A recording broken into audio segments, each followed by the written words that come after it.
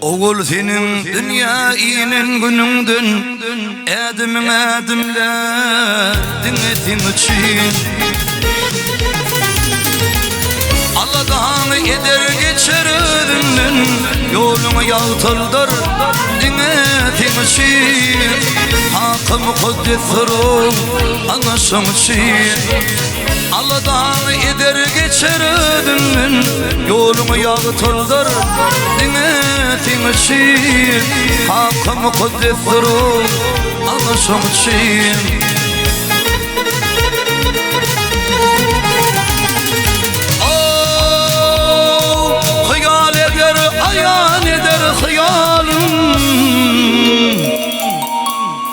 Hayalının barıtı dinletin için.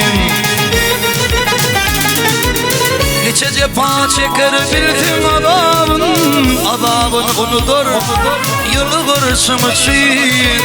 Akılır büyüktür o anışım için. Geçe cefa çeker bildim adabın unudur yılı vuruşum için. Akılır büyüktür o anışım için.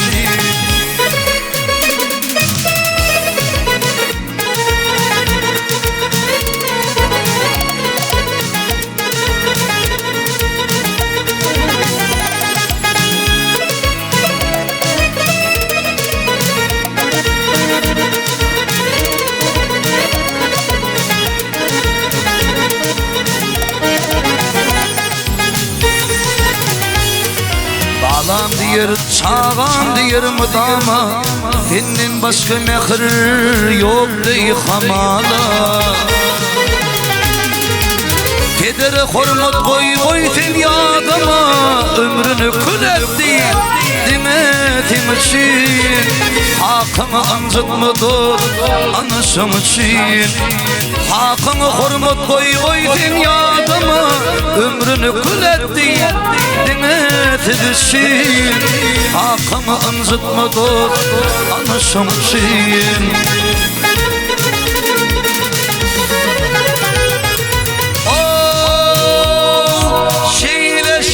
Geçer kakanım ömrü, Yüreğinle bitmez o tüpünmez seybi. Tekil üstünlüğüme kalkınıp Buğunur begeler yenetim için. Hakkını basa tecid anışım için. Hakkını hurmat koy dünyadama, Ömrünü kül etti dinletin için.